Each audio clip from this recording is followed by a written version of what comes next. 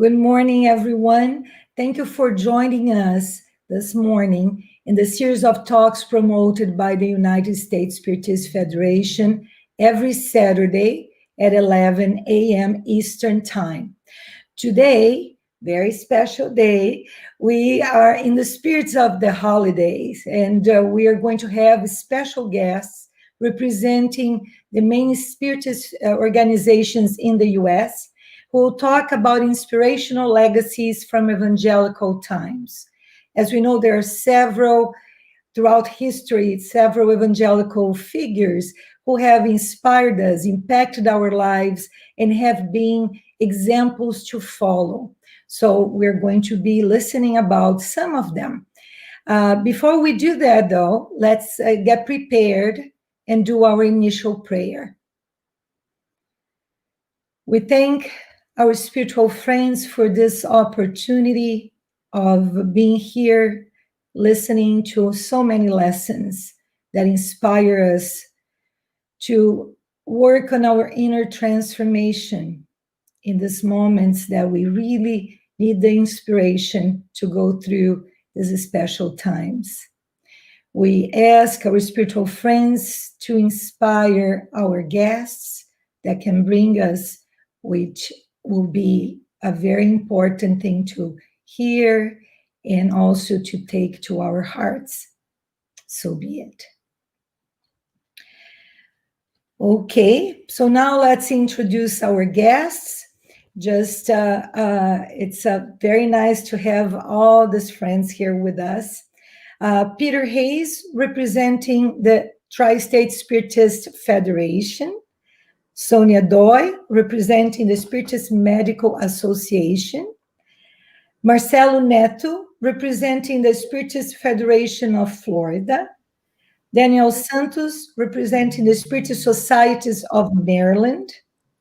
Dana Sisi, representing California Spiritist Association. And Jussara Korngold, representing the United States Spiritist Federation.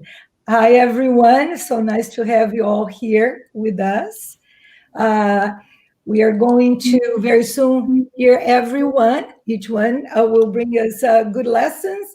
So, and at the end, we're going to be opening for some questions. So I'm just reminding our friends who are listening to make their comments and send their questions throughout the talks. And again, thanks. We're going to call one at a time so we can take advantage of the time to learn more and more. So we'll start with Peter Hayes, who'll talk about Simon Peter. Hi, Peter. Hi, Tanya. How are you doing? Thank you. It was a pleasure to be here.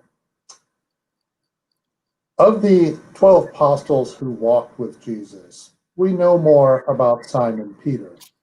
Jesus promised to make Simon Peter and his brother Andrew fishers of men because he knew that he could count on Peter for the long term.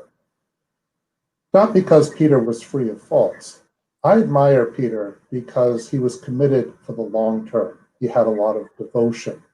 He went on to preach for about 30 years after the crucifixion of Jesus. He is referred to as the first pope by the Catholic Church, and Peter was given the keys to heaven, and famously Jesus said about Peter, "On this rock I will build my church." But the reason I like Peter is because he was far from perfect. He struggled with faith. Sometimes he was impulsive in his responses to Jesus, and he had a temper.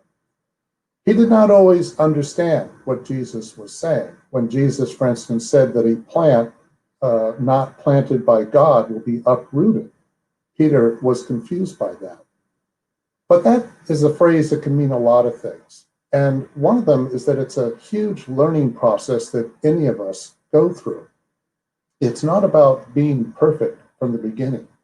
And this is part of what it means to be a rock. Now, in Peter's case, I mentioned he had a temper. When the Roman soldiers come to take Jesus after Judas betrays him, what does Peter do?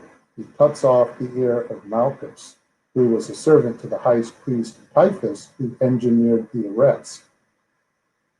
He does this after he's already been walking with Jesus for 3 years and has learned a lot. That was a little extreme.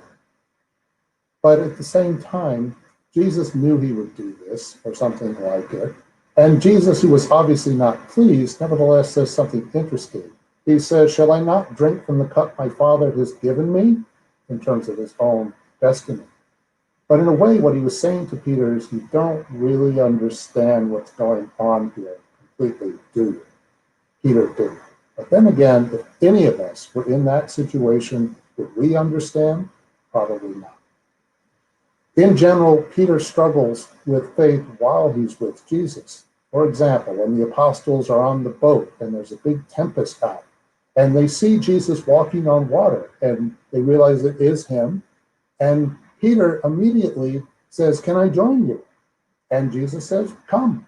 And Peter gets out and starts to walk on water. But then he starts to get afraid of the storm, and then he sinks, and Jesus has to rescue him. And then Jesus says, "O man of little faith, why do you doubt?" Why did Peter doubt? Because he was a human being. That's why. Any of us in that situation, assuming we could walk on water, would no doubt be doing the same thing. But Peter also demonstrates that he does have faith. In the Acts of the Apostles, chapter 3, when Peter and John are heading for the Second Temple and they're at the beautiful gate, Peter is able to heal a beggar who cannot walk right there on the spot. In other words, Peter had the Holy Spirit. He had faith at that point. He had internalized the lessons he needed to learn. And I like what Emmanuel says about Simon Peter in the book Our Daily Bread. It's chapter 173, and I'll read it to you. "The shadow of Simon Peter, who had accepted the Christ and dedicated himself to him, was sought after by the suffering and the sick, who found hope and relief, comfort and joy in it."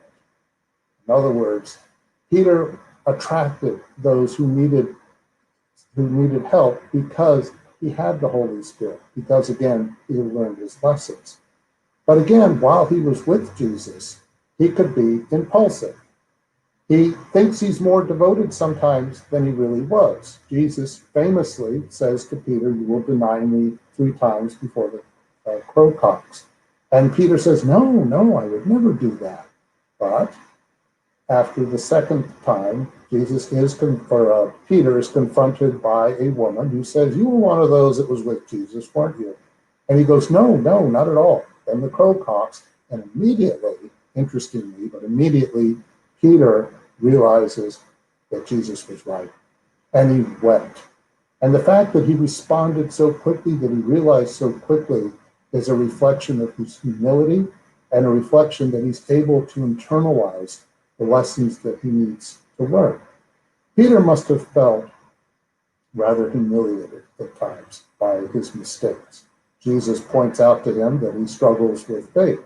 Imagine how Peter felt when Paul rebukes him in the letter to the Galatians about the fact that Peter, while welcoming the Gentiles, was nevertheless caved in to the faction of the early Christians who wanted to continue obeying the law, as if obeying the law was more important than having faith in Christ.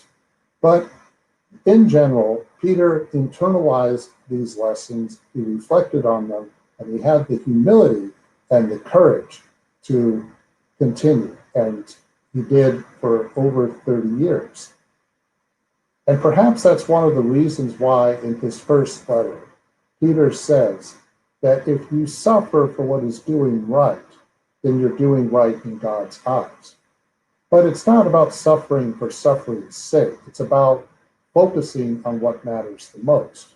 And in Peter's case, and in many of our cases, it is about putting ourselves in the hands of God and trusting that process. Perhaps that is why Peter also says in the first letter attributed to Peter, and I'll quote, "Above all, show ardent charity toward one another." Peter represents this and so much more. And this is really what it means to be planted by God or should I say, to be a rock. Thank you.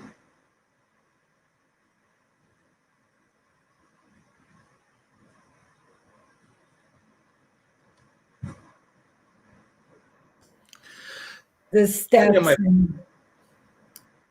and continue our journey learning from this experience, right? Well, now we're going to be calling Sonia Doi to talk about Luke. Being part of this event today. There are a lot of things that I could talk about Luke, but today I will focus on Luke, the physician, and how he inspires the mission of the Spiritist medical associations. Luke was a young Greek physician who one day entered the church of Antioch, seeking to learn new things. It was there that he encountered Paul of Tarsus for the first time and was invited to join the daily gatherings of people who grouped around Paul to listen about the teachings of Jesus, the good news. While Luke stayed in the city, he attended every gathering, and it didn't take long for him to be converted. The writer Taylor Caldwell wrote a novel on Luke, says, when he heard of the life and death of Jesus, who he had never seen, he found in him the God he was seeking. But the time came that he had to leave the city. And at the last gathering, Luke said that while the teachings of Jesus was known by the term the way, and the Jesus followers were named travelers, pilgrims, and wayfarers, he felt that this term was not appropriate. And he suggested, why don't we call one another Christians? That idea soon spread to all evangelical centers, including Jerusalem. And the word Christianity replaced the term the way forever. And this is certainly one of Luke's great legacies. In the second encounter of Luke and Paul in the city of Troas, Paul invited Luke to follow him to bring the good news to Macedonia. Luke first hesitated because of his professional duties. At this time, he was a physician in a large vessel traveling through the Mediterranean seas. But Paul told him that so far he had been a physician of the body that perishes, and now he could come along and work for the Divine Master and be a physician of souls that are eternal. He was moved by Paul's words, and he accepted the invitation and left behind his professional career to follow Paul in most of his journeys.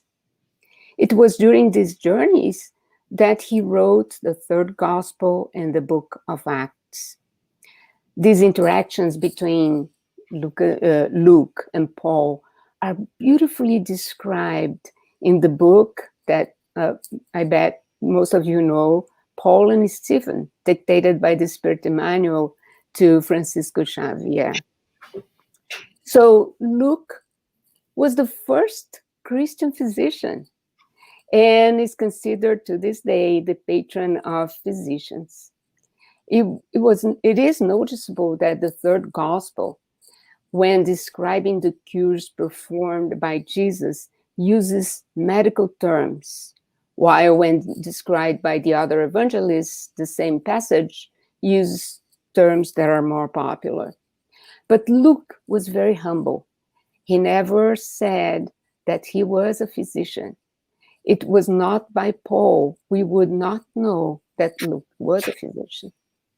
Paul in his letters refers to Luke in 3 instances. From the prison in Rome, Paul wrote that Luke, the beloved physician is with me. This is in the Colossians 4:14. In the letter to Philemon, which accompanied the Colossian epistle, Paul referred to Luke as Luke, my fellow laborer, because Luke stands with Paul and others in the mission to proclaim the word of truth, to bring the good news, the teachings of Jesus. Luke accompanied Paul in many of the Paul missionary journeys and was with him in his final journey to Rome. And it was last mentioned in the letter to Timothy. Luke is with me, when Paul had no other of his followers with him. Luke, in the missionary journeys with Paul, was his personal physician, because Paul had many health problems, but he also took care of Paul when Paul was assaulted and injured. And he acted as physician in the many villages that they traveled through when needed. But mostly he was helping to bring the teachings of Jesus to comfort souls. So Luke embodies the physician that we should aspire to be, treating the body and healing the soul.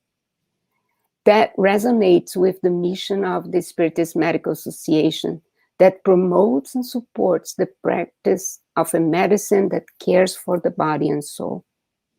The legacy of Luke, the beloved physician, the patron of physicians, remind us of yet another great physician who also dedicated himself to care for the body and spirit, especially of those who could not even afford to pay for a doctor, and who is the patron of the Spiritist Medical Associations, Dr. Bezerra de Menezes. This year, the challenges of the pandemic show that most times it was the medical team who were the only people beside the patient before the spirit was leaving the body. It also showed how vulnerable the healthcare professionals are during these hard times. And more than ever, it is a time when we need a physician that cares for the body, but ultimately for the soul. And them, physicians themselves also need the support of faith to be able to survive these critical times. Thank you.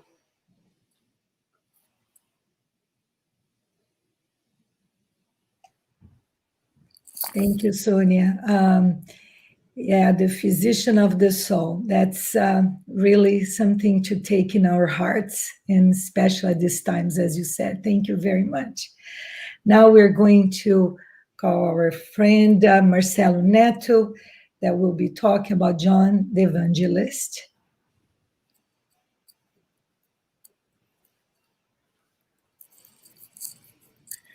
Good morning, everyone. It's a great pleasure to be here, receiving this invitation to join you and talking about this wonderful men and women that transform the life of all of us.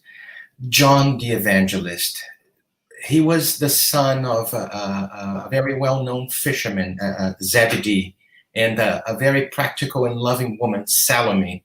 Salome, you're going to find a few quotes about her on the chapter 4 of the book Good News, Psychograph by Francisco Xavier, and dictated by the spirit Umberto de Campos. It's beautiful. John also had a brother, James, very well known by all of us. Both John and James were among the first disciples called by Jesus. And they both was born in Bethsaida. It's right on top of the north side of the Sea of Galilee. But one of the most striking things about John, among many other facts, is that when John was called by Jesus, he was only a teenager, maybe 16, maybe 17, but still he was a very idealistic.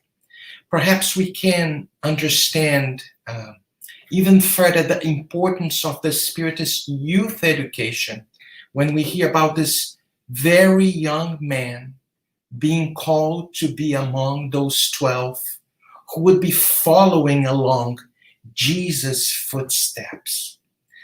I think that today, and I think you guys only going to agree with me, I think that today the world is in need of more Johns, young minds, brilliant and great hearts, following the footsteps of the light of the world, the Master Jesus.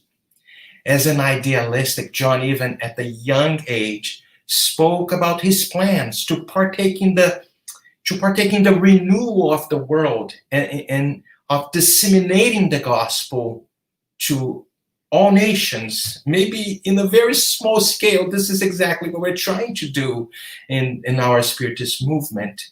So he felt, that little boy, he felt strong, willful, and two important characteristics when we are young. It's when we starting out something very meaningful, we have this enthusiasm inside of us. And we have a little bit of John inside of our hearts. I guess we all have.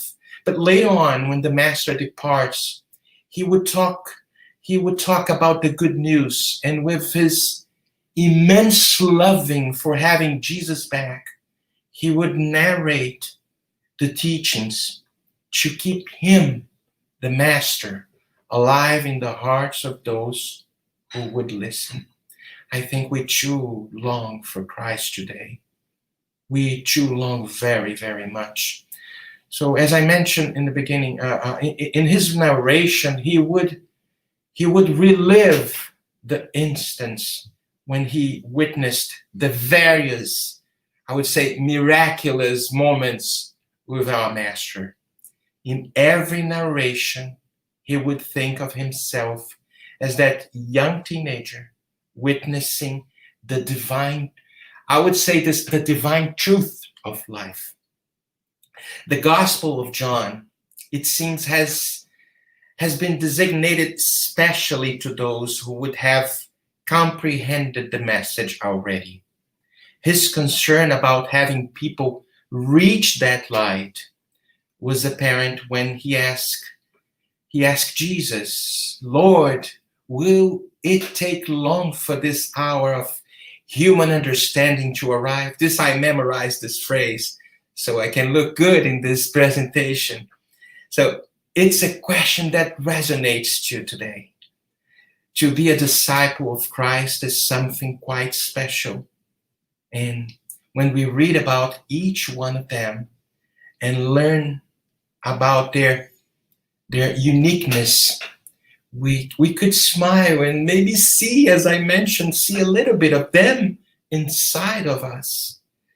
And Jesus knew them to the very core of their souls. And much like he knows us today very well. And one of the great lessons we can also share today has to do with a very tender moment between Jesus and the disciples, and John was included there, when a very surprising question from the Master took them by surprise.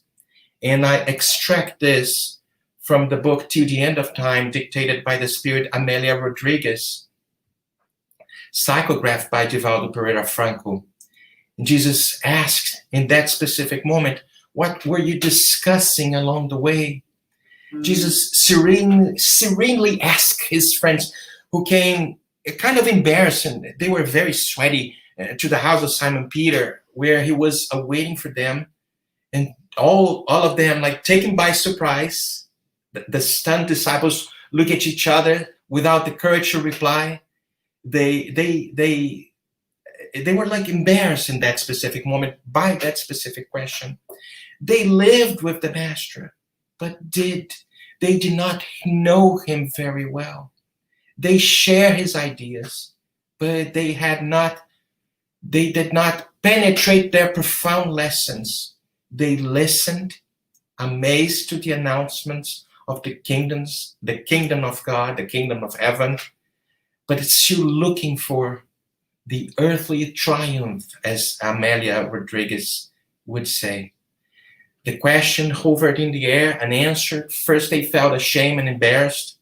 They realized not only how insignificant their question was, but also that the master powers to penetrate the core of their thoughts and acts. And finally, overcoming the dispute without aggravation, some answered. And allow me to read from the book To the End of Time. We had been discussing who among us is the greatest, the best loved, the more important one.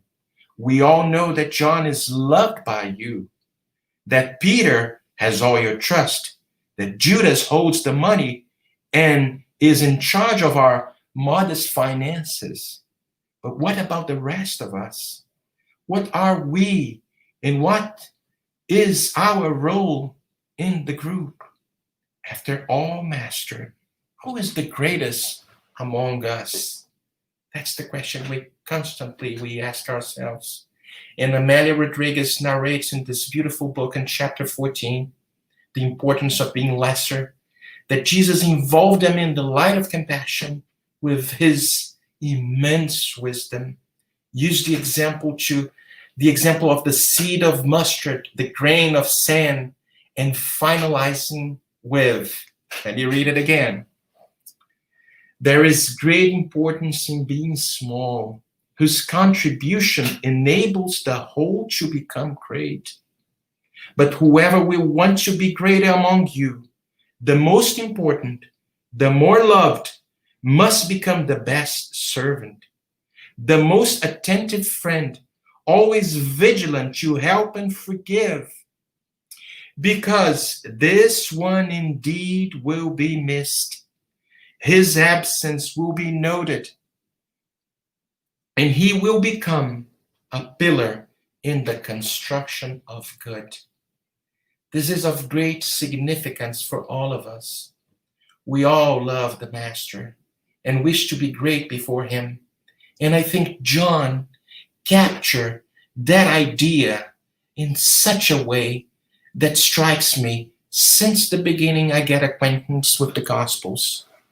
But it is in the Gospel of John in chapter 14 that we will find something that we all know pretty much by heart. And I have to read because I don't have this memorized. If you love me, keep my commandments. First, love one another. But this was a little addition that I made.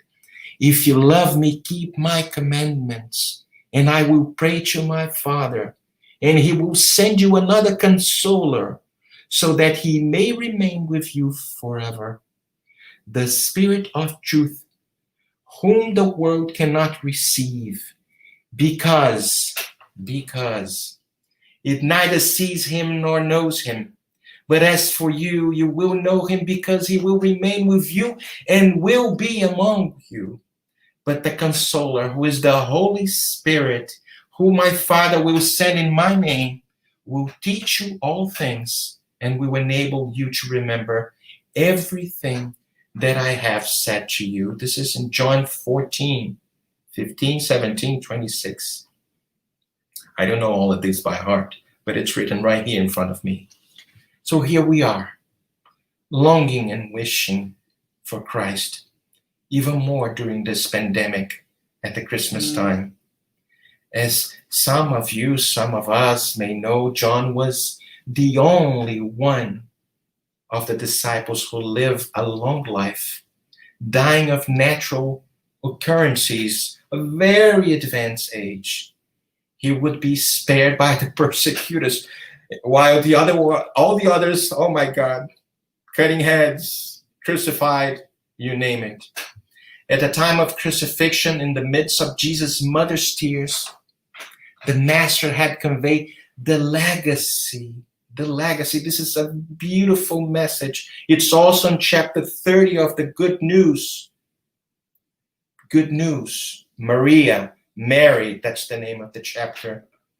So, in the midst of Mary's tears, the Master had conveyed the legacy of the universal fraternity, entrusting Mary to John and John to Mary, showing that there's like a bigger family awaiting for all of us, not only by the biological attachments, the biological bonds.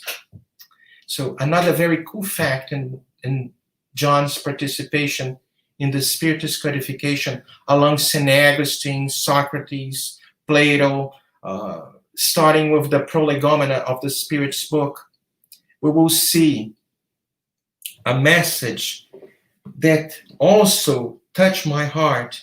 Right in the last paragraph, remember that good spirits only aid those who serve God with humility and lack of self-interest. They repudiate anyone who uses the way of heaven as a stepping stone to earthly things, and they withdraw from the proud and ambitious. Pride and ambition will always be barriers between human beings and God. They are a veil thrown over the celestial splendors, and God cannot use the blind to explain the light. Who's the first spirit to sign this statement? St. John the Evangelist. This is something that touches our heart, the importance of this beautiful spirit that touches my heart, and I'm sure it touches all of you. We need a little bit of John inside of our heart. A little bit of like that young force. Perhaps in the beginning, when we get in touch with the Spiritist teachings, we had this John inside of our hearts. Let's not let this feeling, this little John, enthusiastic about the good news, to vanish from our hearts.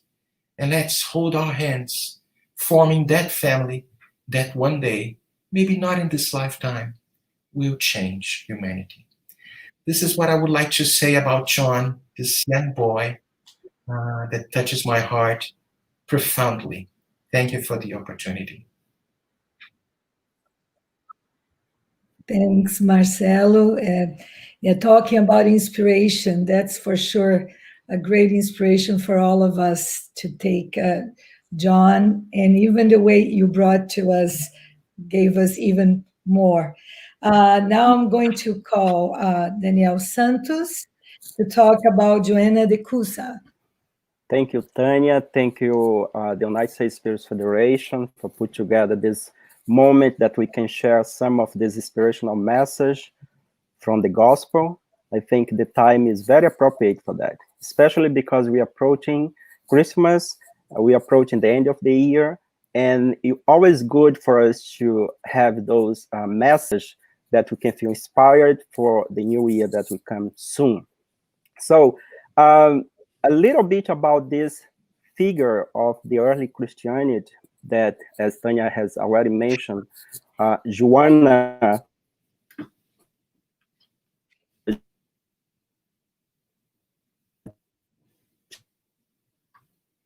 from the time of Jesus, but especially because there is no much account about her in the gospel. If we go to the New Testament, we just find like 2 passages where her name is mentioned.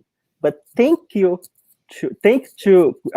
Spiritism and also to the work of Francisco Cândido Xavier, we have a chapter in the book Good News, and I'm sorry, the book is not in English yet. It's not published, but will be published soon.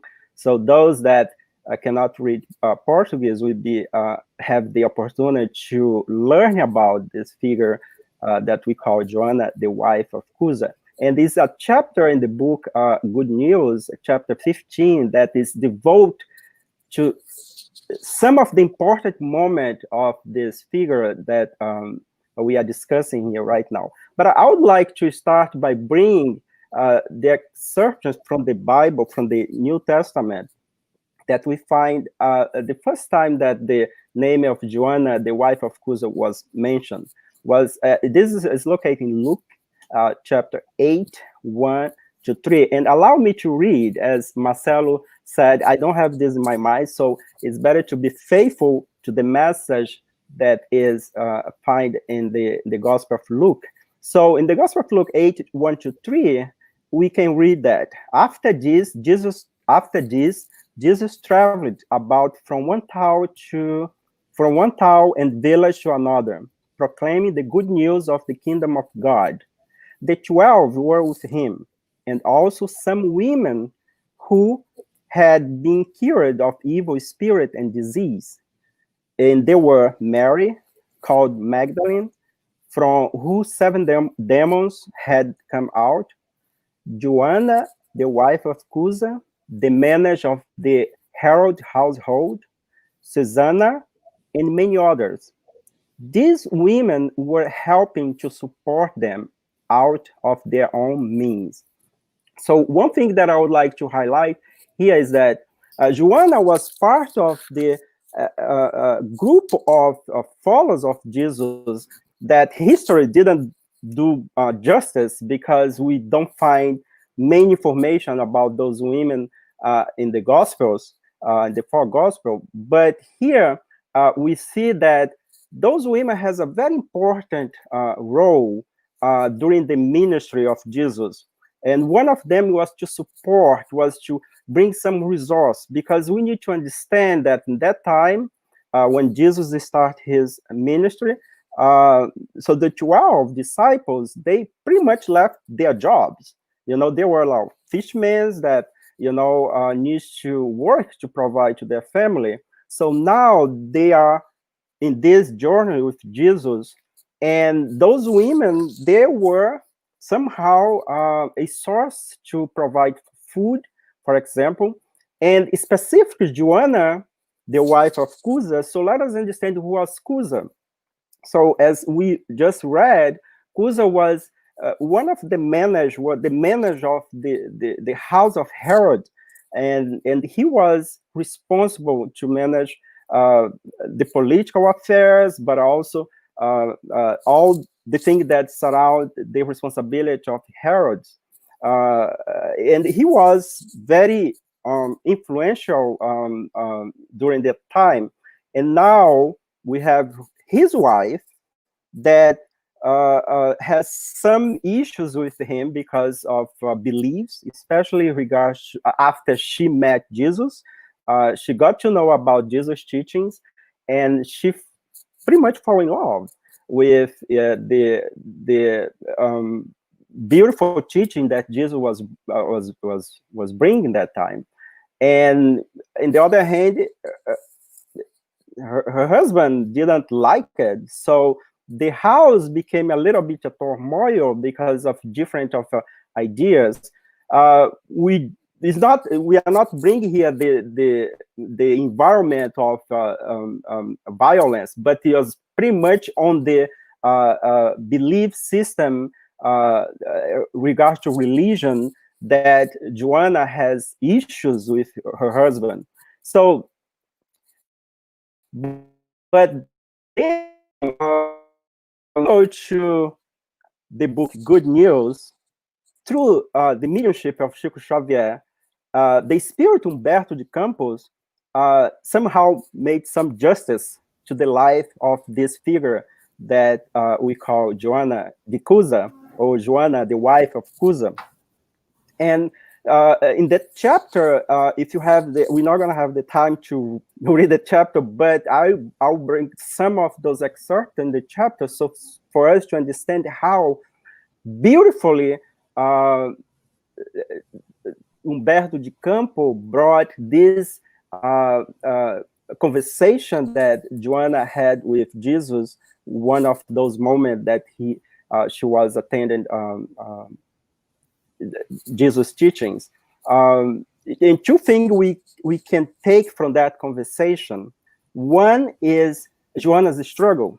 She really was worried, was concerned about the relationship with her husband. Okay, and this brings to us that what happened to Joanna in that time is pretty much up to date, because how many families we know or we have that this is becoming an issue, especially when they not commute with the same belief, with the same religion belief. So that's one of the struggle that Joanna had, and also Joanna was concerned about the current situation in that time. And she took the opportunity, when she had the opportunity to talk to Jesus, to ask some of those questions. And we're going to read those moments. So allow me to bring to you some of this passage that we find in the chapter 15 of the book, Good News. Joanna confessed to the master her fears, her struggle, and dislikes in the domestic environment, exposing her bitterness in regard to the religious difference existing between her and her companion. So, of course, she was complaining, and Jesus was listening very carefully. And after that, Jesus pondered, Joanna, there is only one God, Jesus would reply, that is our Father. And there is only one faith in our relationship with his love. So first of all, when Jesus brings this explanation to Joanna, he was not taking part. So that's the first lesson that we should take from this conversation with Joanna. Of course, later, especially in the Spiritist movement, we learned that Joanna de Cusa have many reincarnations, and the last reincarnation as now as a spirit, she was the one that helped to bring this psychological literature in Spiritism. We used to call that the psychological aspect of Spiritism was thanks to Joanna de Angelis, that is in that time the wife of Cusa. So Jesus here, going back to what Jesus was replying to her, was this conversation to us is pretty much, I would say, the ultimate psychological session, okay? And Jesus was not taking time, but it was helping Joanna to understand why she was in that kind of life and why she had that type of husband. And after Jesus pondered a lot, Jesus said, be faithful to God by loving your spouse in the word as if he were your son. Do not waste time discussing what is unreasonable. God does not fight battle with his children, but he works in silence, reaching all of his creation. Go, strive in silence, and when called for clarification, speak the sweet or the energetical words of salvation according to the circumstance. Go back home and love your partner as the divine material that heaven has put into your hands, so that you may win a piece of life, wisdom, and love. So after that, Joanna, the wife of Cusa, experienced a mild relief in her heart. With a look of affectionate gratitude, she still heard his last word, go, my dear, be faithful.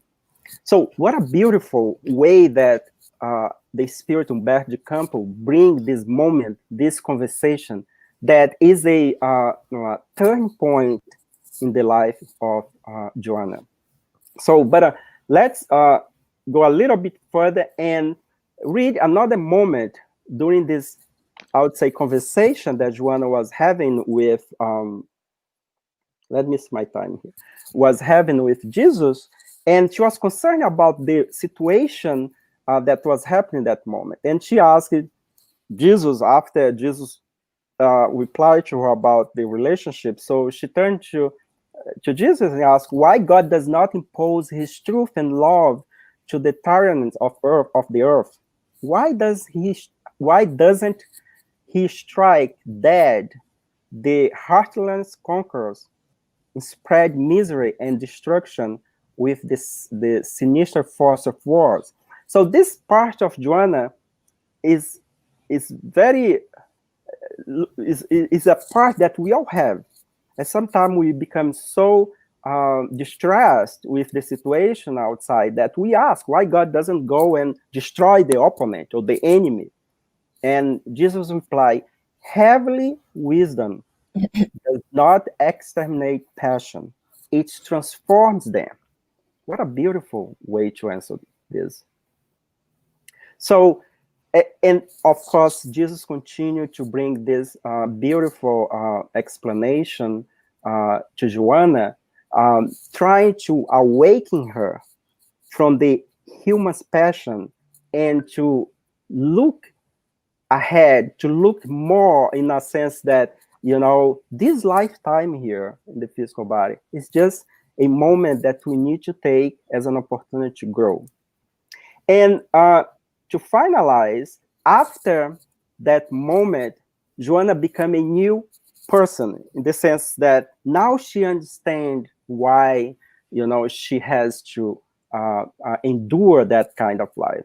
And then she basically followed Jesus' suggestion and starts to see her husband at home in a different way. So instead to concentrate in the negative, in the differences that they had, Joanna tried to see the little positive that her husband had. And sometimes Joanna even agree and reinforce the small virtue that her husband displayed. Of course, time forward and the husband got sick. Eventually he ended up dying. And Joanna intensified her work helping the needy people and also those that was following the Jesus legacy. One of the things that we observe in this chapter is that, of course, because she was devoted to the work of Jesus, and with the death of the husband, she had now to work more intensively because now she has a son and she needs to provide to the son, and reach a time that she didn't even have money, so she has to work as a maid in some of those rich people in that time. That she was in high society, now she's like just a simple person and have to work for those that before she was like in the same level, social speaking. And so what we learn with this figure of Joanna, the wife of Cusa, is that, of course, that lifetime, because as all the follow of Jesus was very tough, and she was end up be arrested and condemned to the fire. And she was beautifully, the end of the chapter, show that the moment that the soldier asked her to deny that she was a Jesus follower, she kept in silence, her son screaming, asking her to deny, and she tell, and I wanted to read that at the end here. Let me see. I'm sorry, I think I didn't put it that passage, but basically she tell her son to zip it up or to be silent, that she's not going to deny it. And of course, they were killed in the Coliseum. So after that, we learned, thanks to Spiritism, that this spirit was received by Jesus, of course, and she ascended to a more higher level of spiritual evolution. And she comes back, and we have some of those further reincarnation. And she came after that. We learned that she was Claire of Assisi, She was one of the first followers of Francis of Assisi at the 1200s. At 1600, she was reincarnated in Mexico as a sister, Juana Inés de la Cruz, and she was considered a great poet in the Spanish language, very respectful regards to writer and a composer as well. But in 1800, she reincarnated in Brazil during the Brazil independence, and she was a sister called Sister Joana Angélica de Jesus, where she helps, of course, somehow to protect the nuns from the place that she was the director. One important thing that we learn about Joana, the wife of Cusa, as a spirit, of course, that she was part of the codification, the Spiritist codification. And we can find some of her message in the Gospel according to Spiritism, where she signed as a spirit friend. And currently, we learn that Joana de Angeli, or Joana, the wife of Cusa, now we call in the Spiritist movement Joana de Angeli, is responsible for a collection of, is an author of collection of books, especially in regards to psychology books. One of the books that she brought to us through Divaldo Funk was the small book called Happy Life. That is the most sold book in the Spirits movement from Joana de Angelis. And she's considered, she's the mentor of our dear Divaldo Franco. So I suggest that you read the chapter 15 of the book Good News. I confess to you that I get so emotional when I read that chapter, because bring to us this beautiful spirit, this beautiful figure that never was gave justice during that lifetime, but nowadays, thanks to Spiritism, we can learn a little bit about her. Thank you. Thank you, Daniel. It is emotional, and it's great to have someone who has been teaching us so many different lessons in so many directions. And you talk about relationships and all her journey, and how much now we get still from her through Divaldo. It's great. Thank you. Now let's listen to our friend Jussara Korngold, who will be talking about Mary Magdala. So hello, everyone. Good morning. It's so beautiful to be able to be here today among all those friends and have been hearing what they had to say about such important people during the evangelical times. When I was invited to participate on this event and to choose a person from evangelical times to talk about, I had no doubt in my mind that I would like to talk about Mary of Magdala. Mary has been one of the people from Jesus' time that mostly touched my heart. She was a solitary woman, lost in the world, a world where women were not much valued. Suffering the blows of life, she led a life that was condemned for a woman at that time. After all, she was a free spirit, independent, and self-sufficient. So in this sense, male and female alike despised her and her lifestyle. But she was filled with a profound sadness and a disenchantment with life. And because of that, she was an easy prey in the processes that we know today as obsession, as being spiritually attacked. So she is the woman that suffered the influence of 7 evil spirits. We can only imagine how hard it was for her, how hard it was for this woman at this time to have to deal with spiritual adversities, physical adversities, the emptiness that she felt in her heart because she was looking for love, true love, love in the sense that could fulfill her for eternity. So, in spite of all that, she was always, and this we have this accounts by the spirit Humberto de Campos as well, Amelia Rodriguez. So we are very grateful that we have all these reports by dictated by us from the spirits to Chico Xavier. And they say that she was a very charitable woman, that she would always be willing to help those that needed any kind of assistance. And it's said that one day she was in her carriage going through the city, and a man approached her and asked for help. She opened the curtain and she looked at that man. She could see that he had the marks of leper in his body, but still, she felt a pity for him, and she wanted somehow to help. And she grabbed a coin and gave it to him.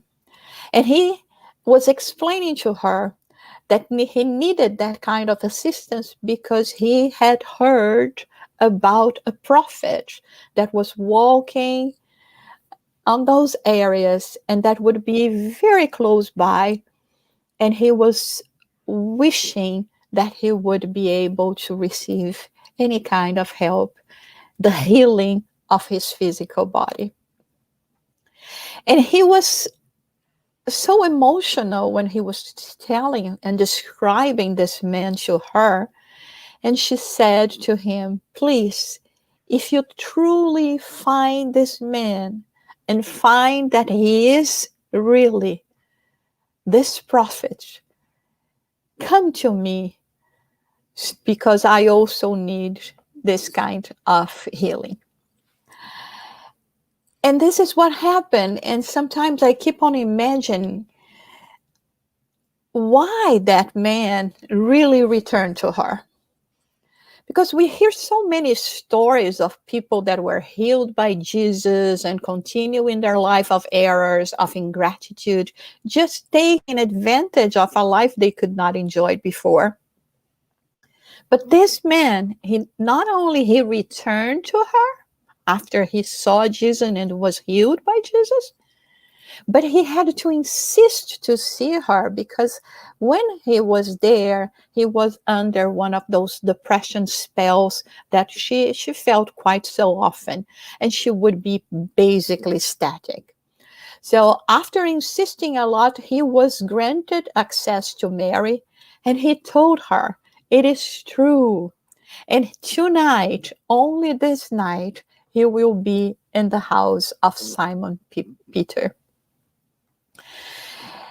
And upon hearing him, she dressed and she left to the house of Simon Peter. She knew how difficult it would be for her to extirpate all the bitterness of her wrong habits. And so when she saw Jesus, she presented herself as a daughter of sin. And I keep wondering, we in Spiritism, we tell so much, and we try to inspire everyone to self-awareness as being the only path for us to truly start working on our imperfections and to move up, spiritually speaking. So here we have this woman, not accepted at her time, but she knew, she had this awareness, and she was ready to start her work of recovery. So we see her determination, a flame of hope, however small, that was flickering inside of her, but it was enough for her to see Jesus once, for her to turn around her life completely and start a new life. In the book Live in Spring, as lesson 88, Emmanuel says that she had placed her inner life in the hands of wicked spirits. But when she came to her senses under the influence of Christ, she realized how much time she had wasted, and she attained the lofty spiritual worthiness through humility and selflessness. Unfortunately, the world was not ready for a new amended Mary, and she suffered scorn, ingratitude, and any other form of attacks. Sometimes I think about the impiety of the world. We are always condemned by what we lack and labeled because of it forever. Very rarely we receive the appreciation for the efforts we've done to become better. So Mary started her spiritual ascension suffering the blows of sarcasm, accusations, doubts, prejudice. And in spite of all that, she knew what she had to do, and she didn't waste any more time. Every opportunity she had, she would be seen among those who were following Jesus and drinking from this source of living spring. She had his teachings imprinted in her mind forever. The same teachings that later on she would share with her brothers and sisters from the colony of lepers. To reveal immortality, Jesus chose her. But when she went to announce to the disciples the good news of the resurrection, not even them wanted to believe her. They also didn't accept her help to assist with the first works they were providing in terms of the dissemination of Christ's teachings and charity. So she was left alone in complete material solitude, but without dismay, filled with hope. In time, she would know what to do. And it was when a group of people suffering from leper approached her looking for Jesus. And she had to tell them that he was no longer with us in this world, but that she could bring Jesus to them. And she left the once material environment, the lands where she used to live, to inhabit the caves of the castaway from this world. And then when it was her time to depart, Jesus himself came to introduce her to the world of the good and just. And Emmanuel, in another passage in the book Pathway, Truth, and Life, he says, and he even questions himself, for what deep reasons would the divine master appear firstly to Magdalene? And he tells us that Jesus' attitude has a deeply symbolic sense and divine essence. And he said that among the important figures of the gospel, no one has employed so much effort in trying to change oneself so as to be able to follow the Savior, as did the disturbed and unforgettable Magdalene.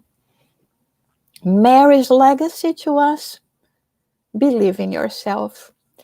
No matter how low and how lost you may be, there is always hope and a path of redemption and renewal to us all. So this is the great lesson that Magdalene, Mary of Magdala, brings to us: to believe in ourselves, to not delay in our own shadows, but to break from this cycle and to start following our Master, finding solace and the eternal friend and his company. Thank you so much, Mary, for teaching us that we are also capable of doing that. Thank you all for your attention. Thank you, Jussara. Yeah, what a lesson for us. No excuse. We can all do it. We can all find our way anytime that we are ready, right? Thank you. And now, finally, we're getting to our friend also, Diana Sisi. Finally, because we're all the six of our friends. So what we get to him now. Paul of Tarsus, he's going to be talking about. So the word is with you, Dan. Good morning, friends. I bring you a warm embrace from your friends out in California in this beautiful day out here. I'm wishing you the best season greetings and the joy that comes with us when this holiday season is upon us. So I'm very thankful and very happy to be here with you today, celebrating these incredible stories that hearken to us from long, long ago. 2,000 years have passed, and yet these wonderful examples that we have heard here today still stick to our souls as methods and ways in which we can improve ourselves. We have heard about Peter. We have heard about Luke. We have heard about John and Joanna of Cusa. We have heard also of Mary Magdalene. What an incredible legacy all of these great figures leave us with. And today, I hope to bring you one more for your reflection. We would like to talk a little bit about Paul of Tarsus, whom we all may know as Paul the Apostle. Paul is an incredible figure for me because, along with Mary Magdalene, it is perhaps one of the greatest personal transformations that we have in our recorded history. We find a man who started as Saul and who had everything going for him, and who grew up with a devotion to do the right thing, to defend that which it believed was right, dedicated his life to studying and growing. And in that story of his, we are particularly interested with one little snippet, a symbolic moment where we find him on the road to Damascus. And for me, that is perhaps the most inspirational part of his life in many different ways, because it is in that moment, in that story, that we all see in the Acts of the Apostle, this wonderful book written by our friend Luke, the evangelist. We see him in a key moment in his life.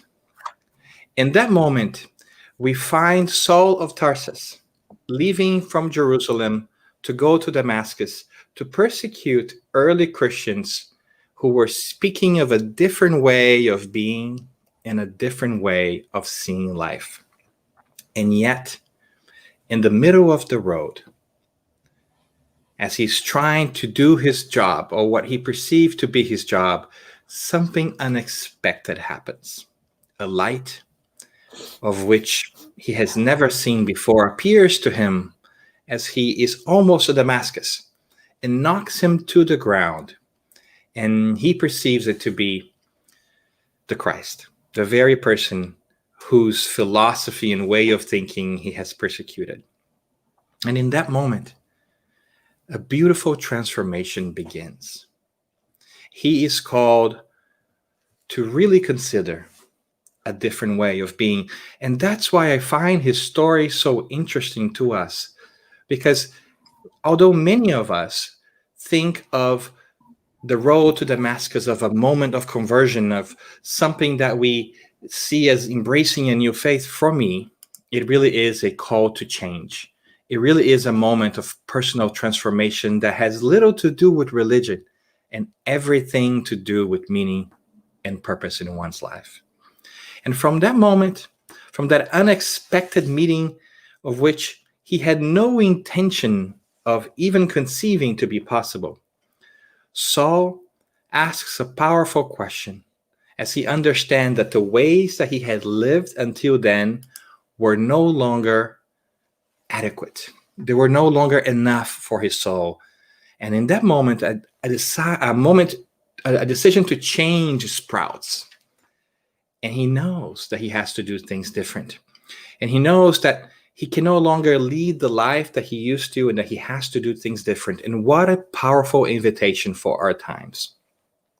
When he begins to think that he must have a new way of making decisions, and no longer make decisions out of comfort, because it would have been easier for him to deny that which had happened, that mystical encounter in the way to Damascus, and continue his journey. He could have written it off to perhaps hallucination, or perhaps the hard sun that was hitting him as he was traveling for many days in the desert. He could have gone back to Jerusalem as well.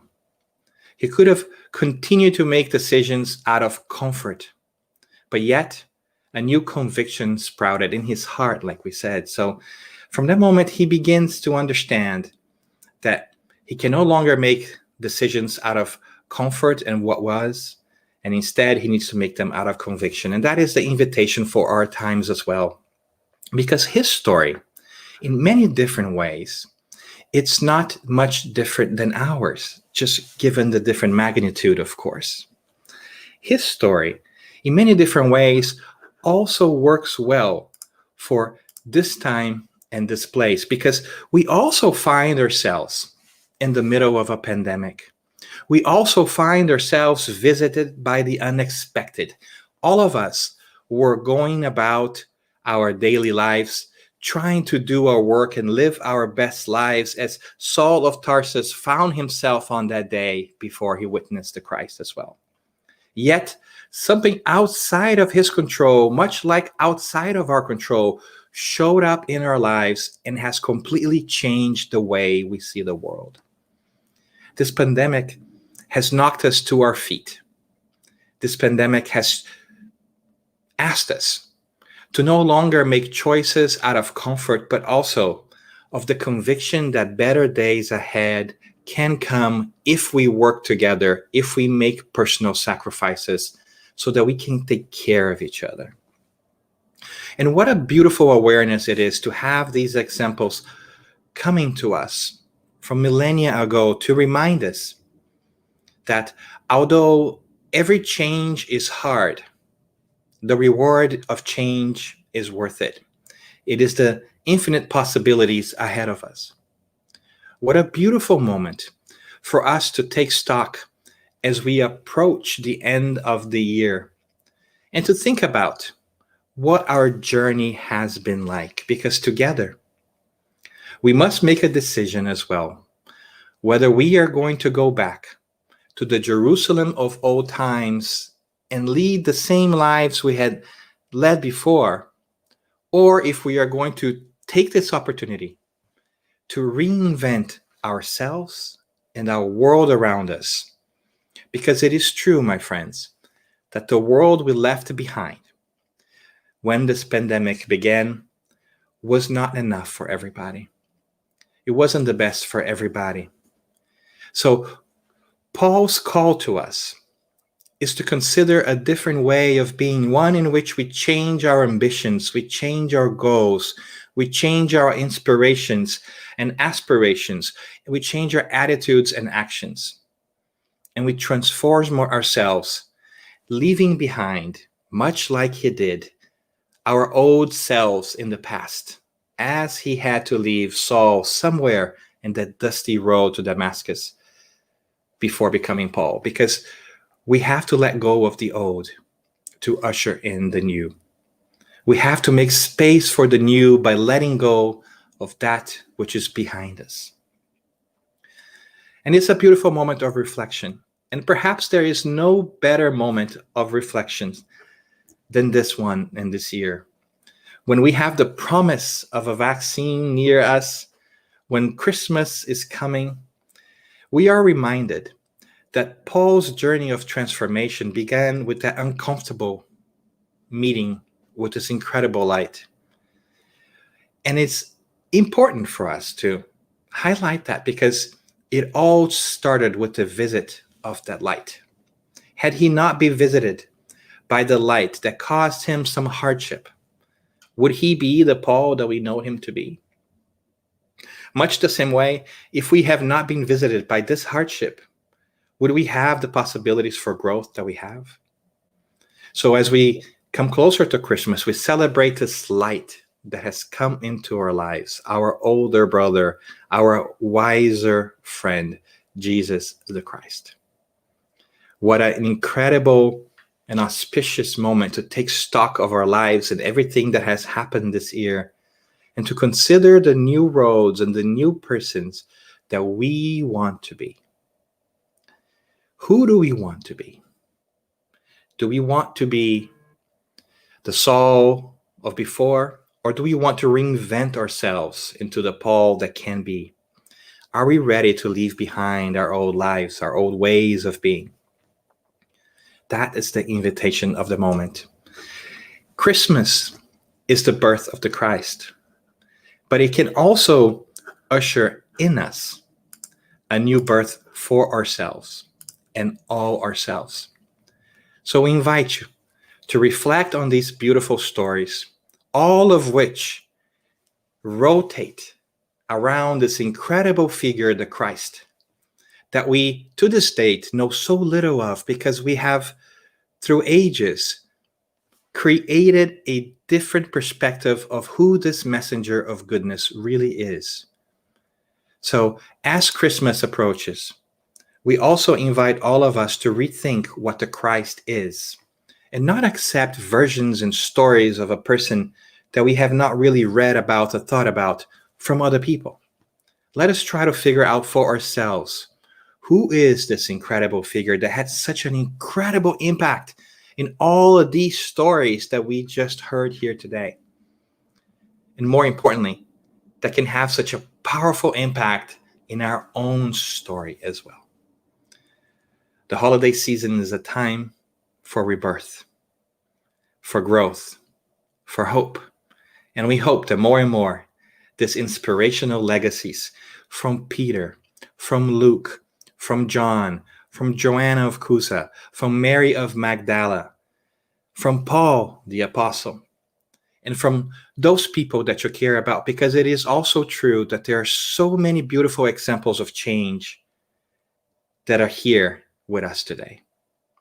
So thank you.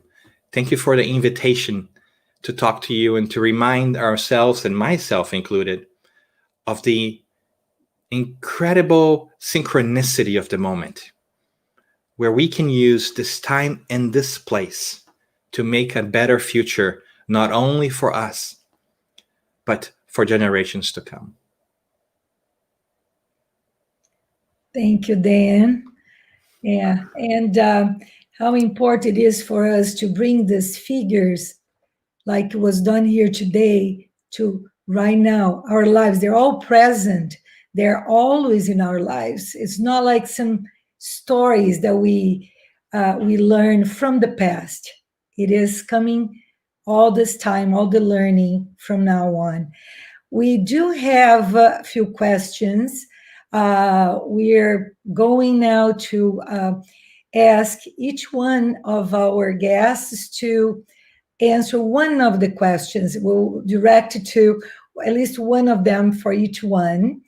And so being a little concise, I'll ask, and leaving us at the end of your answer, your final remarks, so that we're going to get to hear a little bit more of each one of you that have brought us so many lessons today. And we are going to start with a question for Peter. Peter, it seems reassuring to us that if the Apostle Peter was still in process of evolving, it's okay for us to be too. Can we feel inspired? Please open your microphone, Peter. Thanks. Okay, sorry.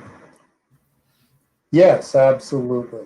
One of the main points that Spiritism makes, but not just Spiritism, is that we're not perfect by any means, that we're all in a process of learning each and every day.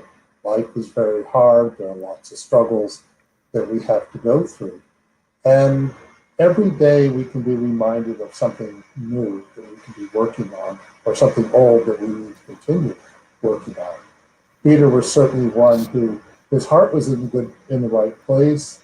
He, as I think Marcelo mentioned, Jesus trusted him because he knew that Peter was committed.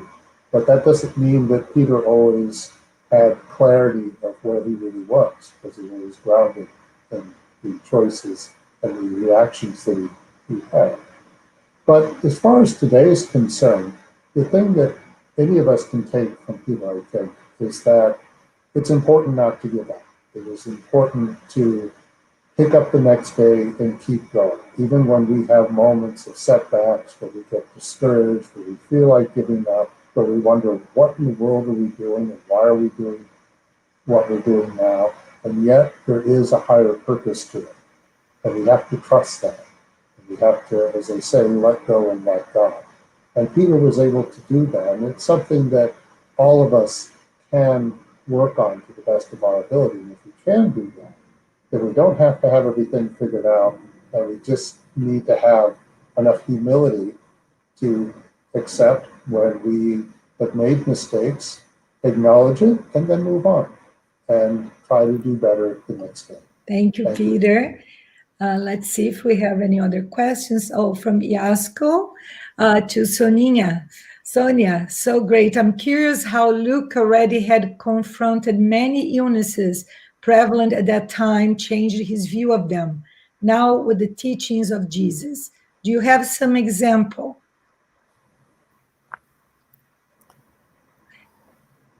The microphone, please, Sonia.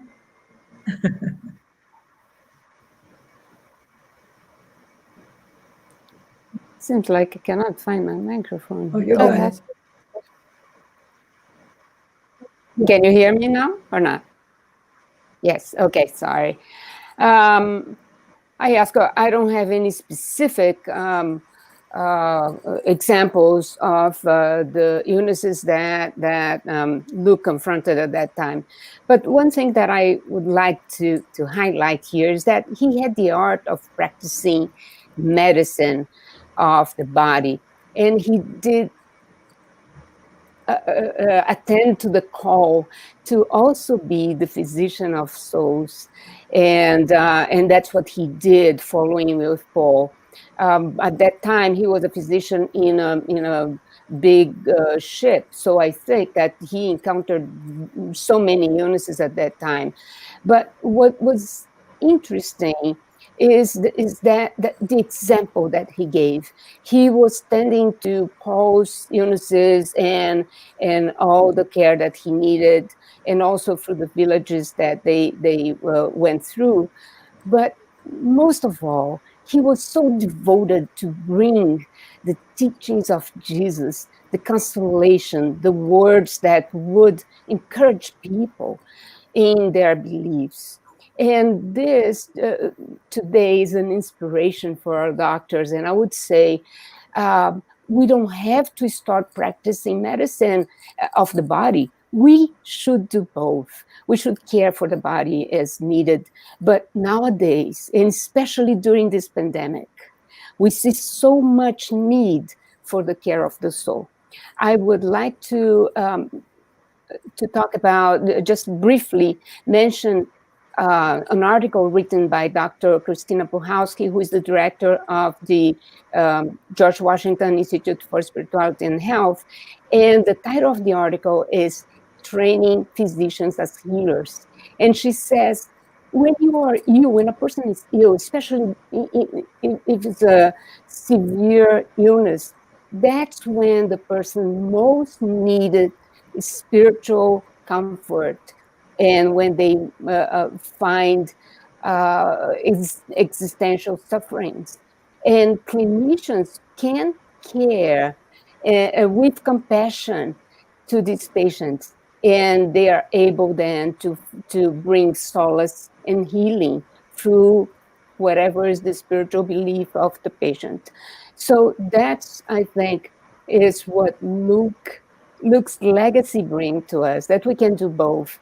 And what I can see now, that some of important physicians and teachers in this country, like Dr. Puhalski, like Dr. Koenig, are bringing out how spirituality is so important during a person illnesses, and is a great inspiration. And what we say when we bring the Spiritist Medical Association to inspire other doctors.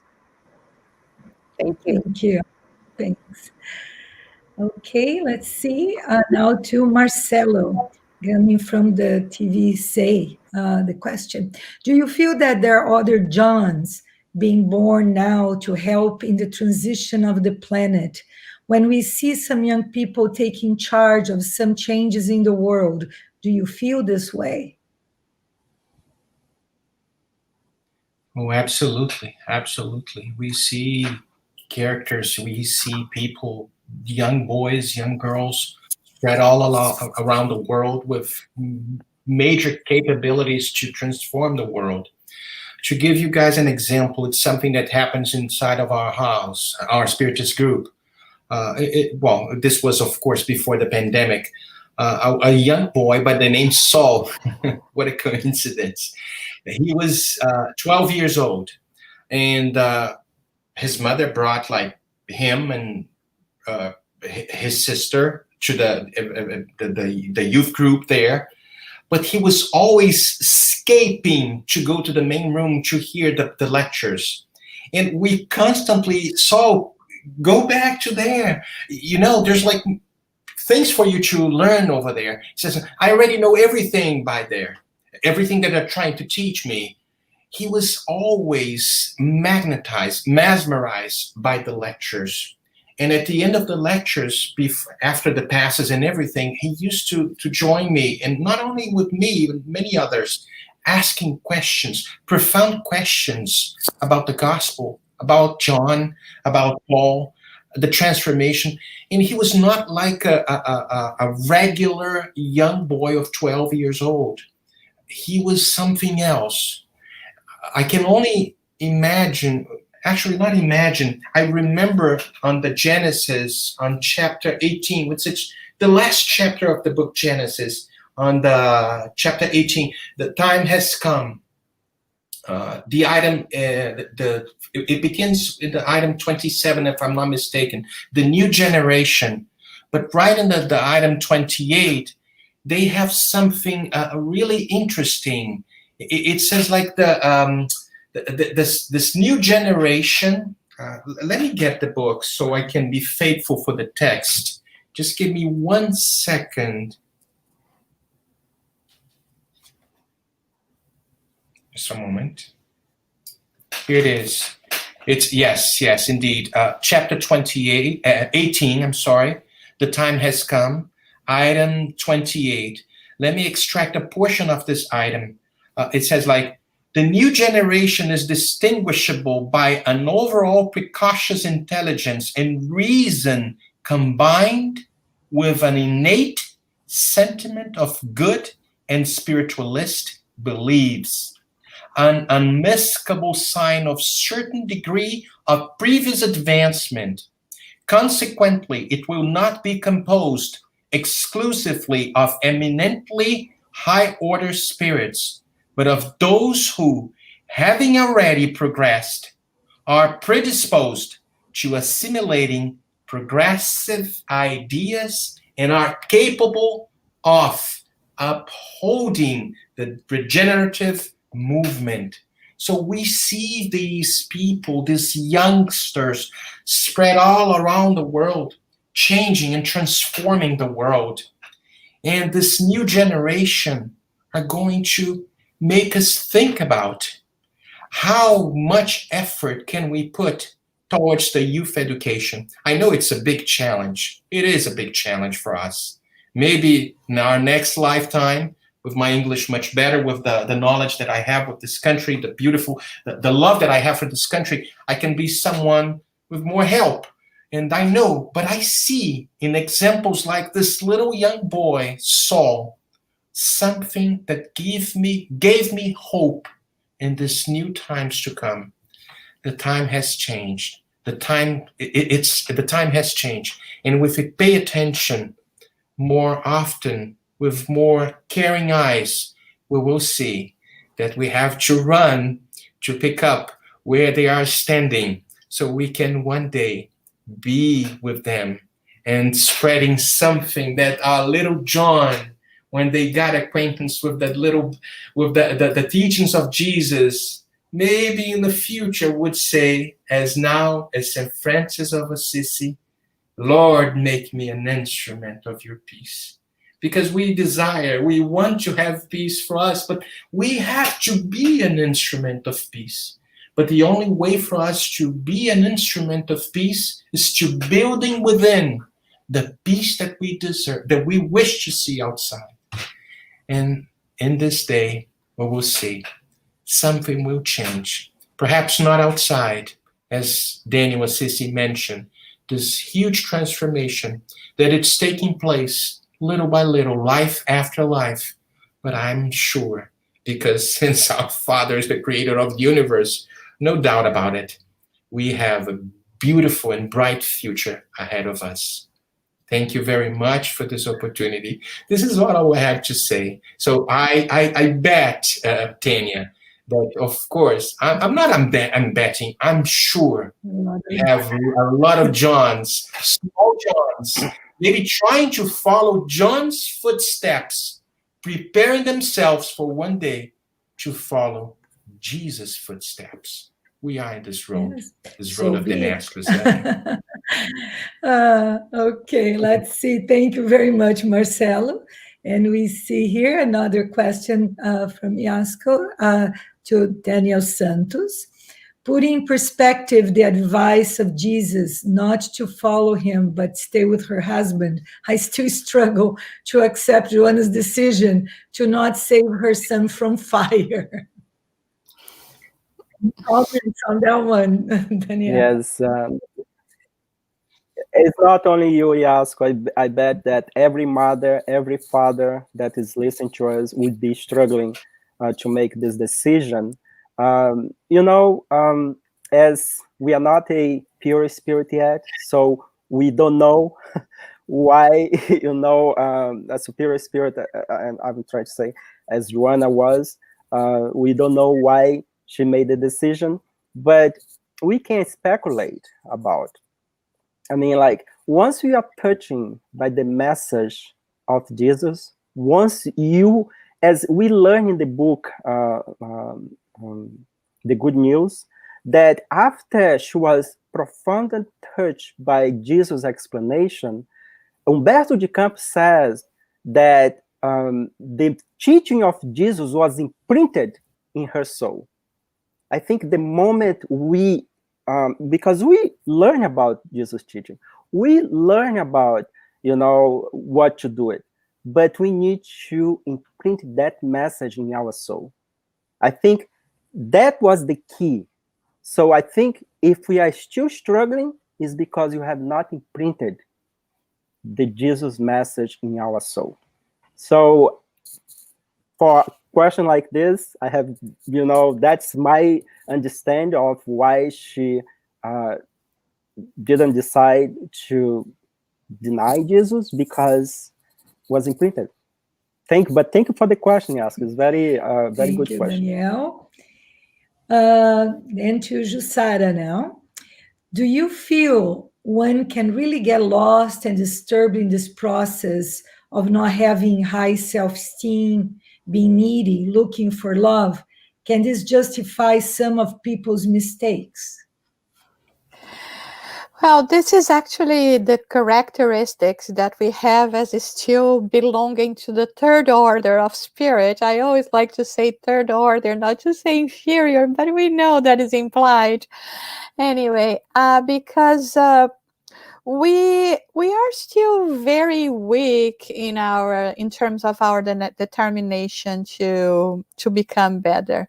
We always tend to think that we are not going to be capable of doing this or that. Maybe in one area we can succeed better than in the other, but overall we are always questioning. We even come to the point of questioning the existence of God. When something bad strikes, the first thing that many of us will say is, where is God? Why is God not taking care of all of this? And especially, this year, why is God allowing all those struggles to go through the entire world? So we are always with this doubt, with this lack of faith, and most of all, lack of faith in ourselves, in our possibilities. We learn and we repeat over and over again in terms of Spiritism that the law is the one of progress, and that we are always progressing. So while we do not accept that, and while we do not start doing something about it, of course we are going to be making mistakes, because it is still part of our nature. We still make mistakes even when we are wanting to do the best that we can. I always have this in mind, that famous phrase from Paul, that why the good that I want to do, this one I cannot, and the bad that I do not want to do, this is the one that I practice. So this is the moment we are in, this moment of transition.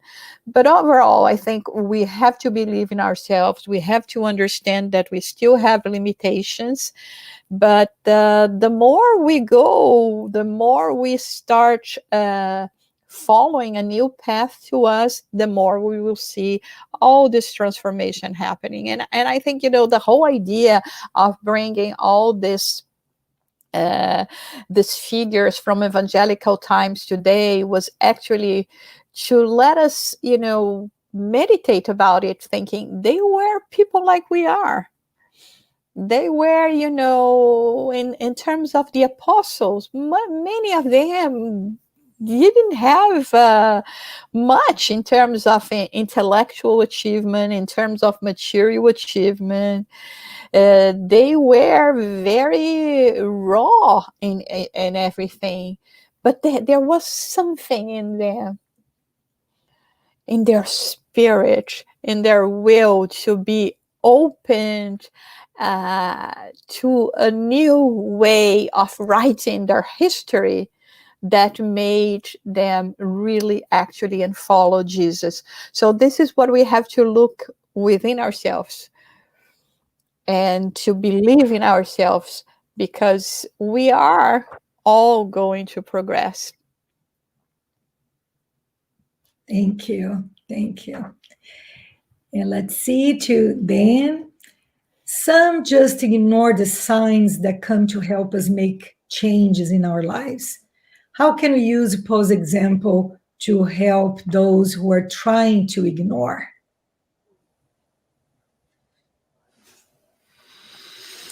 That's a wonderful question. I think that we always talk about free will and our ability to choose. But sometimes I think that we forget ourselves that the ability to choose does not mean that we get to escape the consequence of our actions. We can just postpone them. So sometimes we can try to ignore what's happening, but eventually it will catch up with us on our road to Damascus, as it happened to Paul. Paul, or Saul, we should say, had many different chances to transform himself and change the way he was acting. Not only from a belief perspective, but in his actions that were hurting so many others who were being persecuted because of his orders. Yet he did not. So it came a point when that challenge became so pressing that Christ appeared to him on the road in a way that he could not deny it anymore. It wasn't just an intellectual conversation. It wasn't just, hey, you need to change your ways. It was this incredible light that came into his life and knocked him off his horse onto the ground. It hurt, people. If you have fallen off a horse, and I have, it hurts. right? And so sometimes pain comes in that way, and it makes us change because we can no longer escape the consequences of our actions. And we can think about that at an individual level, but also on a collective level. So yes, sometimes we can try to ignore these signs, and we often do. We just wish that maybe if I don't pay attention, maybe if I just pretend it wasn't there, I don't have to deal with it. But we always do. The question is when. Will we do it now, or will we do it later, when we perhaps will have to deal with even greater consequences from postponing this? Now, the second part of that question is a very interesting and very powerful one too, is how can we use Paul's example to help those who are trying to ignore it? And to be honest with you, I don't know that we can. You see, our road is an individual endeavor. We go on it with other people around us, yet it is our lesson that really takes place. We don't have the ability to make other people change. We can be on the road with them. We can even have the same experiences. If we take Paul's example again on the road to Damascus, he was not alone when he had that experience, when the light shone himself to him. He had others. He had 3 more people. Our spiritual writer Emmanuel tells us in that wonderful book, Paul and Stephen, with him. But not all of them experienced the same thing. Not all of them saw the Christ. The Acts of the Apostle in different parts tells us that, in some parts tells us that some people heard it, but didn't see it. And other ones didn't hear it at all. So even though we are going through the same circumstances in life, one lesson that we can take away from that is that these moments that present themselves to us will be answered in different ways by different people. So there isn't much that we can do to convince other people to change the way they think or act, other than change the way we think and act ourselves. We can be on the same road. We can be on the same journey, but each one of us has their own figurative and internal road that we must trek on our own. And that's a powerful lesson. It's sometimes a difficult lesson, because we feel that we are alone sometimes when we can't make change in the world, but that is not so, because the light has shown itself to us. We are always surrounded by love and acceptance and guidance, but each one of us has to climb our own walls. Each one of us has to overcome our own challenges. So as much as we want other people to change, as much as we want other people to do things differently, that is not our doing. And I think the faster we get to grapple with that problem and come to terms with that fact, the happier we will be, or the less painful we will feel. Because we cannot control things that are not within us. Our field, our road, our challenge is to deal with the challenges that present themselves to us. It is not to deal necessarily with other people's. Of course, we want to help people along the way. We want to guide them if we can, but we cannot do things for other people. We can help, but we can also count on the light, on Christ, on the incredible spiritual realm that we have come to understand through the wonderful teachings of Spiritism, that they are watching over each one of us.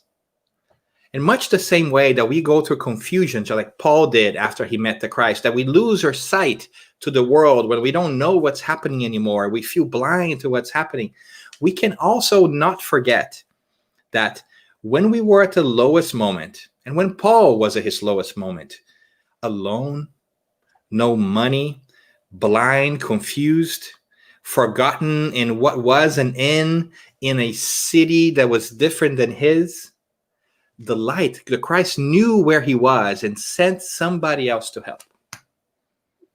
And so it may feel like we don't have a power in the world. It may feel like we can't affect change.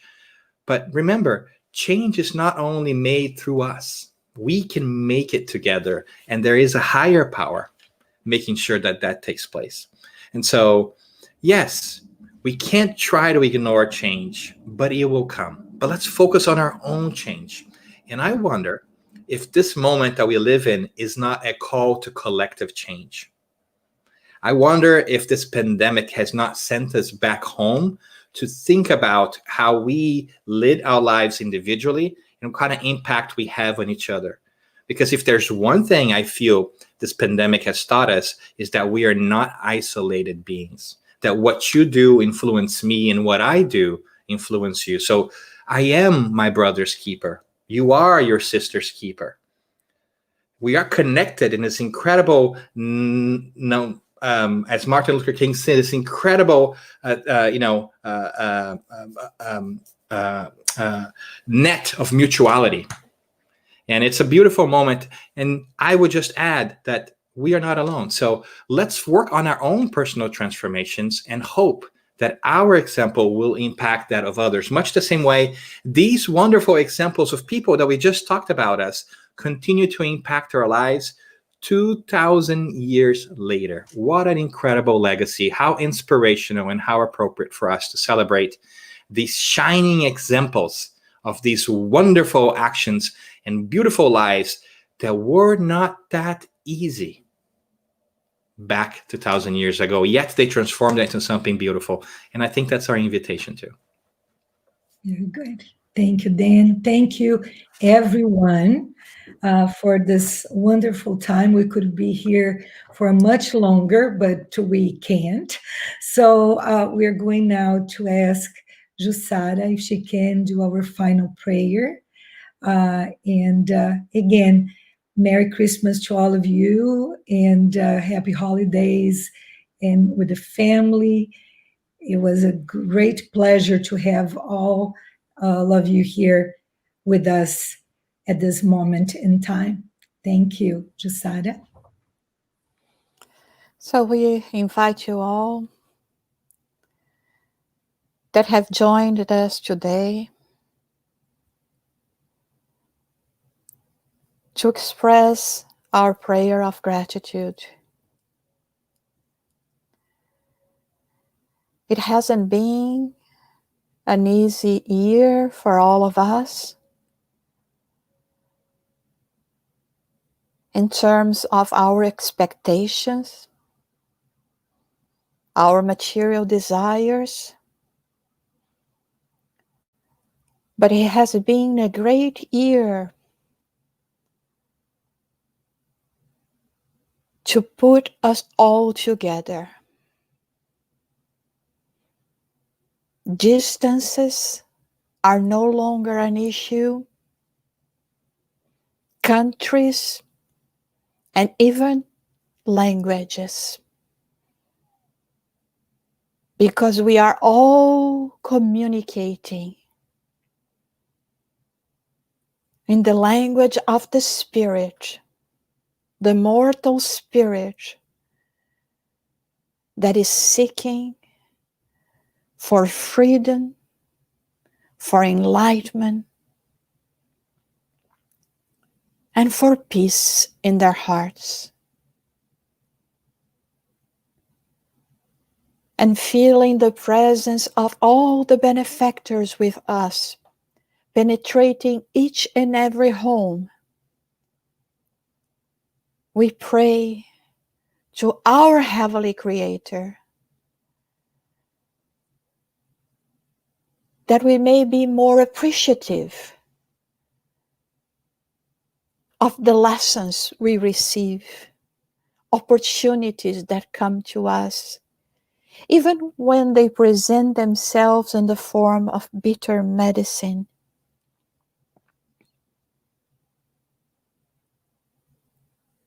May we rely on each other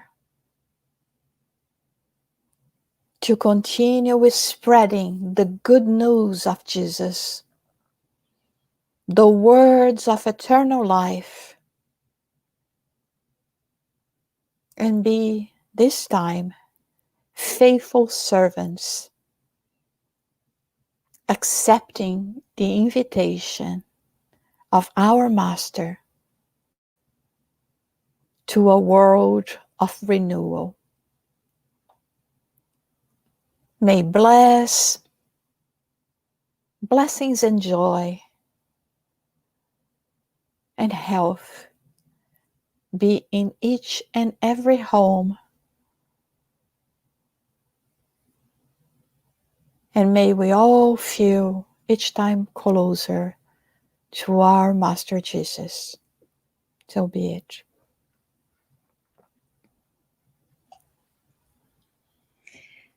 Thank you again. Thank you for everyone who watched this live. Remember, next week, due to the holiday, we are not going to be broadcasting live, but we are going to have to be resumed next year, 2021. January is the 2nd. And will be at 11 a.m. as usual, Eastern Time, with Glaucio Pessoa from Georgia, speaking about the blind man of Jericho. So thanks again. Merry Christmas. Thank you, everyone. Keep safe. Bye-bye.